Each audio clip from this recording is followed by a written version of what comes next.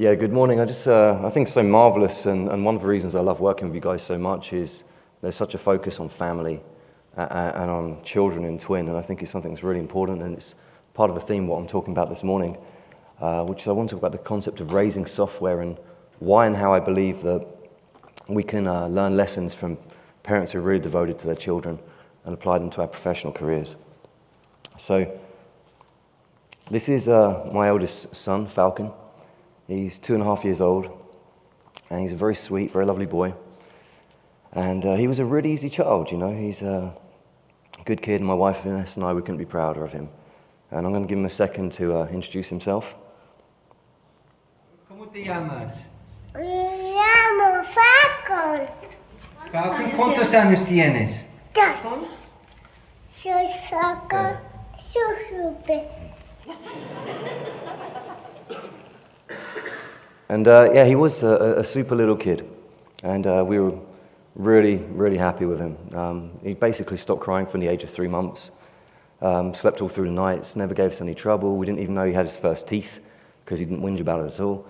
And we thought, you know, we're blessed with one of those golden children that's going to make our lives really easy.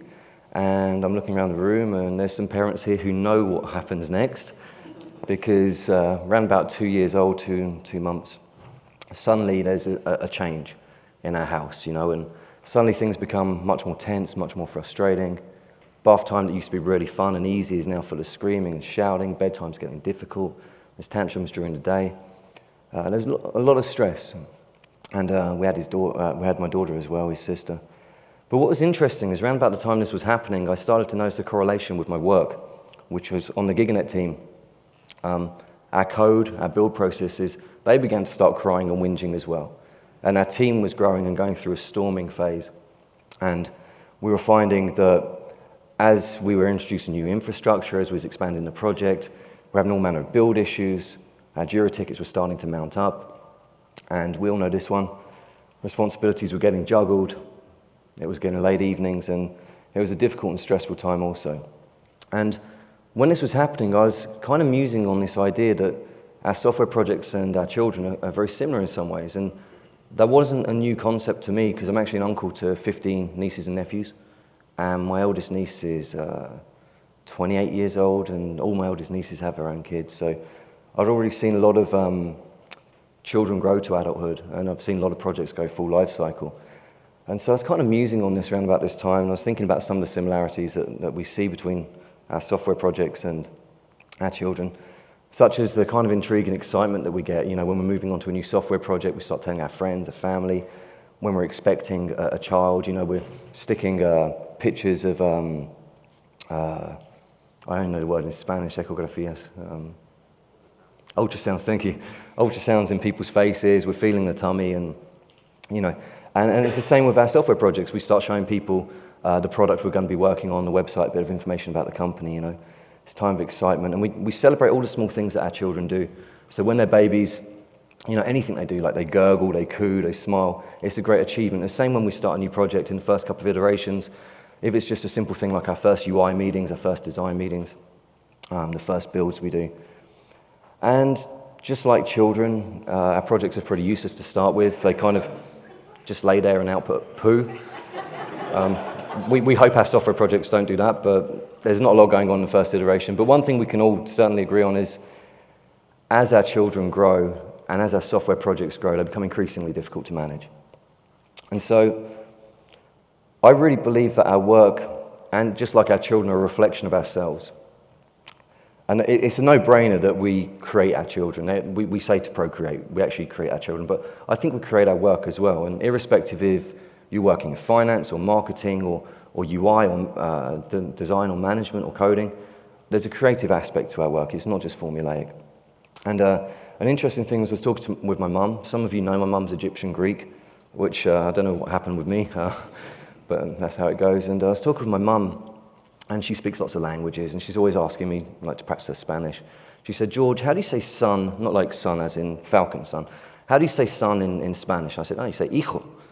Mum, she said, "You know, it's really interesting because, you know, hijo is very similar to the Greek word echo.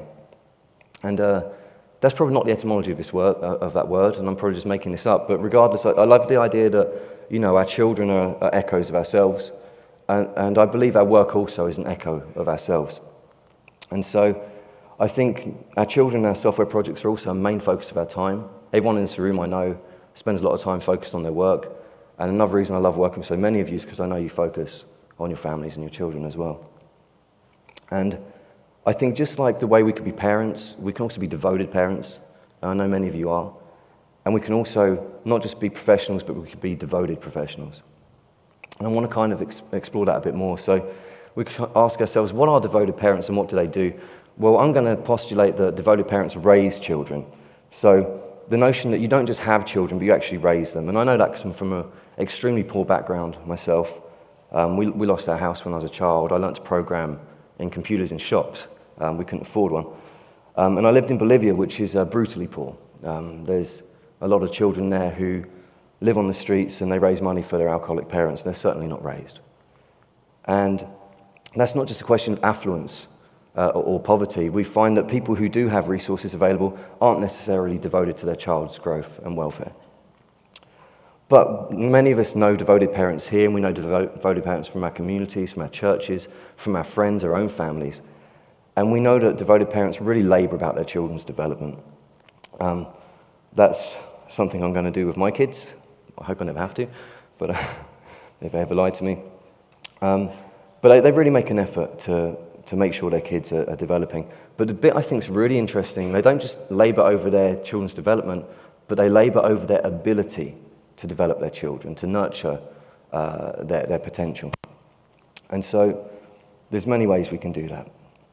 So how does one go about raising children?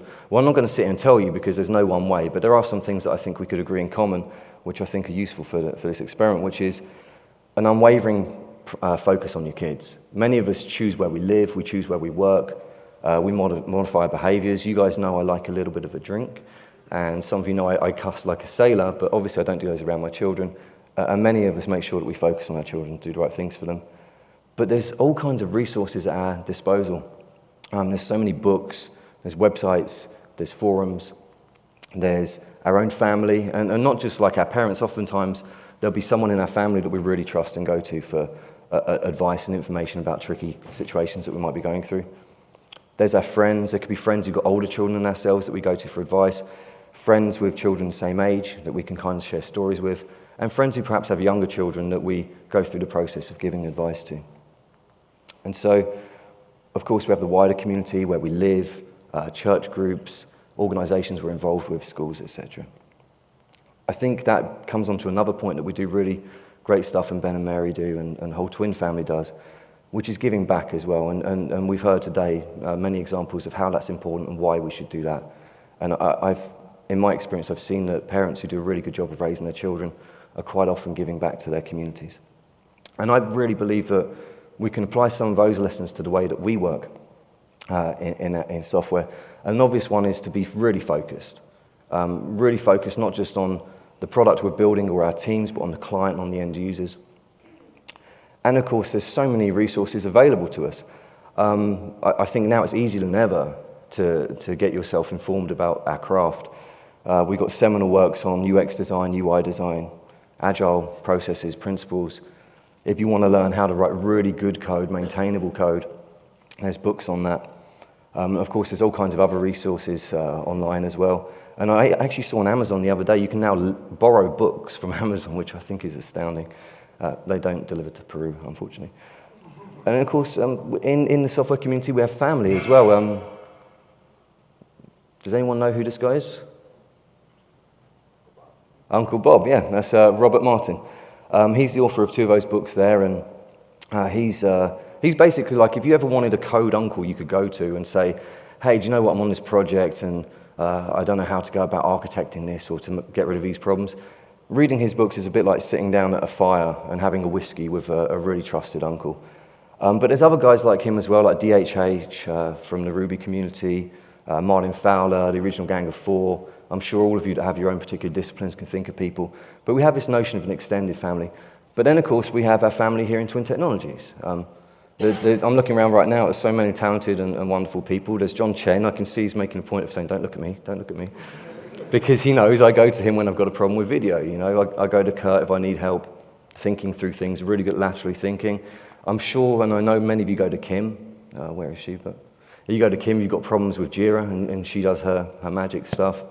And there's so many people in the company we can go to as well for that kind of advice. Then there's our friends in other companies. I often check in with other people to see where they're innovating back in Europe, to see what technologies are working out for them, and we can stay in touch with those guys.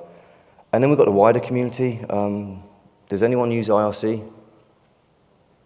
Okay, IRC is really, really great. Whenever I learn a new technology, the first thing I do, I get myself on an IRC channel. I make sure I'm interacting with people because it's got a really quick feedback loop. It gives you a really good ability to get a real feel for the idioms and the philosophy of what you're learning. And then, of course, we can give back to things like Stack Overflow and GitHub that we take from. And I think for the same reason that we do that with our children, we should do that also for the wider community.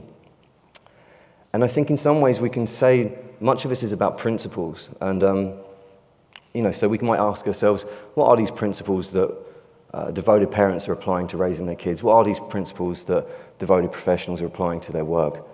The dictionary says it's a fundamental truth or proposition that serves as the foundation for a system of belief or behavior or for a chain of reasoning. And I think that's really key because when you see people who raise their kids really well, and that's something I strive to do, and I'm still learning because it's early, but there's that consistency, isn't there? There's that foundation. Oftentimes that's foundation from our belief system in terms of religion or the way that we're raised, but there is a consistency there.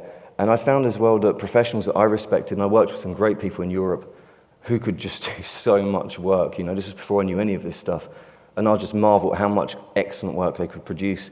And it took me years to find out that they were doing things like TDD, which isn't a testing activity, it's a development activity, you know. And they had all kinds of tricks that I considered to be really wonderful, which were actually principles that they were following, that were leading to this consistent craftsmanship that they were producing. And I think we've got to be cautious, though, because principles can, of course, change over time. I'm almost nervous that some of you wouldn't be surprised if I said I gave my daughter a shot of whiskey to go to sleep, but I assure you I didn't. But if I was to say that, or if I was to say I leave Falcon to sleep outside because it's good for his lungs, you'd probably be like, what the crap is George talking about? But 100 years ago, you'd be like, oh, wow, George Cook, he's a very principled parent, because 100 years ago that was considered good. And the same goes in software development, really especially in software, which moves at breakneck speed. So, you know, 10 years ago, 15 years ago, we might be writing classes that have 1,000 lines in them. We might be writing methods with 100 lines in them. But who's going to write that now? Are we writing methods with 100 lines, 40 lines, 30 lines? The point is that the principles that we follow change. And I think these aren't like old wives' tales. We know that kind of, that quick patch, fix-it knowledge you get for your kids. I'm not talking about that. I'm talking more about pearls of wisdom, you know. So when your grandmother or your auntie, they tell you something that's really fundamental that helps you get that consistent behavior with your kids. I think software development principles are something like that as well, where we can encourage one another by sharing things like test-driven development or being solid, you know, single responsibility principle. These are things that lay a foundation for consistent excellence, and we can encourage one another to do that, I believe, and be more principled. Why would we bother? Because it is work. It's a lot of work. Well, one is obviously pride. None of us want to have like some crappy kid who gets kicked out of school all the time, you know, and we don't want to do crappy work that gets bounced back all the time. And of course, we spend so much time on our work. Many of us spend more time on our software creations than we do on our human creations. So it's only natural that we should spend that time really focusing and doing the best we can. And I believe it's the right thing to do, and I think most of you would agree with that. And it's the right thing to do for ourselves. And I just want to take a second to go over this point. I'm not talking about this I mean this in a really esoteric way, you know, which is the only constant in what we do in technology is change. Everything will change. And the only way we can be prepared for that change is making sure we have a foundation of consistent behavior that's going to enable us to confront that change. I still occasionally work with guys who lament that Pascal is gone, you know. I don't know, I've never done Pascal, but I get the impression it's like crack because people have a hard time getting over it. Flex, not so much. Most people are like, yeah, see you later, Flex. But the point being, it does change. There will be a new disruptive technology. There will be new languages. There will be new paradigms to follow. And we've all worked with people who are just tired. You know these guys are like, oh crap, I've got to learn another thing. I've got to get another book and study this. And in my experience and from what I've seen, you know those kind of cool dudes like 50, 60 years old, they're still so hungry and they're still rocking amazing stuff out on new technology, you know. That's because they're consistently staying in the game and they're not letting themselves get tired. So I'd urge us to do it in that case for ourselves. It's the right thing to do for each other. Who knows the Agile Manifesto? Hands up. Cool. And how many people have signed it? Keep it up. Not so cool, but but cool enough. But the very first point of the Agile Manifesto is that we value people and interactions over processes and tools. And that can't be laboured enough because we know that, and that's one of the reasons we work at Twin, because what we do is so deeply human. Anyone who thinks that software engineering is about programming doesn't know software engineering. It's about people. It's about talking to one another. It's about creativity. It's about inspiring one another to do great work. That is the ethos and the kernel of our industry. And we mustn't forget that. And this notion of the work that we're doing being an echo of ourselves, you know, we must remember that if I do a crappy job and I don't apply that consistent principle to my work and I don't fix that method and I don't rename that variable, it could be me in 3 days or in 3 weeks, or it could be one of my colleagues who doesn't get to tuck his kid into bed. Or it could be one of my colleagues who has a very stressful day and then goes home and has an argument with his wife. Because let's face it, 'cause that's what happens when the pressure cooker's on, you know? And I think it's really important that we strive to do the best we can. The same way we want our children to be the best they can in their communities and interacting with other kids, we want our work to be the best it can to ensure that we're doing good by each other. And then this is a no-brainer, obviously for Twin. You know, we want the company to be successful. We want the company to have a reputation for excellence and craftsmanship. So I think it's important that we make an effort to raise our work and to focus on our principles. And then, of course, for everybody, as we've been speaking about many times this morning, the whole act of giving, oftentimes it's kata for ourselves, but it's really beneficial. And so I just want to finish up. These are some of my creations. That's my son Falcon and my daughter Dana, and that's Selfio that I work on with the rest of the GEM team. And you guys will be pleased to know that Falcon is now a lot more chilled out, a lot more relaxed, and he's far calmer. But that wasn't just a phase. That took a lot of conscious effort, and it took humility on my part. As Ben was saying, I had to kind of look for feedback and look at things I was doing wrong, because I was applying principles from when my nieces were kids. And that stuff doesn't work. There's better ways of doing it. It took a lot more collaboration with my wife. It took getting up extra early because I had to read books, and who's got time to read books when you're doing a full-time software job? But that's what it took, and it was worth the effort. And I know that'll be a continual thing that's basically not going to stop, you know. And with Selfio as well, I was very fortunate that I got really great advice, really good books to read and study that helped me do my bit in the team to get us through that storming phase. And the team's more normalized, and the pace is slower, and everything's under control, and we've got a cool team, and we're really excited about this year and what's going to be happening. And so I think that's a real benefit to me of being able to take this notion of raising and really being more devoted and more professional, and it's something I'm going to be striving to do. There is one point I wanted to make as well, which is in the course of doing these slides, I saw there's a new book by Robert Martin that I've not yet read. And so I'm standing up here in front of you guys as a complete hypocrite. So what I did, I actually ordered it. And then I've not been on site for a while, and I remembered something I always did, which is every time I work on client site, I always buy a few books, and I leave them with the client. Because my hope is that it will leave a kind of trace of the principles I tried to bring to the client behind. And so what I actually did, I bought a bunch of books for you guys as well. Not many, but I was meant to have them here, but they're downstairs at the lobby. But I've got some books on UX design, on coding, on software principles, and Ben and Mary and Twin have chipped in a bit for that as well. But I'd really like to give that to some of you as my gift to you guys to inspire you all to learn some more principles as well. And the thing I want to leave us with, I'm hoping this has been a useful thought experiment for us all. to try and find other ways where we can further drive our professionalism. So taking, like, the question of, can we take the example and the ideas of raising children and apply that to raising our professionalism? I'm hoping you can see some ideas there and how we can use principles to do that. But the thing I really hope is that in this coming year we can help one another in our twin family, in our individual teams. We can be more brutally honest with one another, and we can look at ways that we can help one another to not just do good work, but to really raise our work. And ultimately, I really hope that this year we're going to have the opportunity to leave the very best echoes of ourselves in the work that we produce. So, thank you.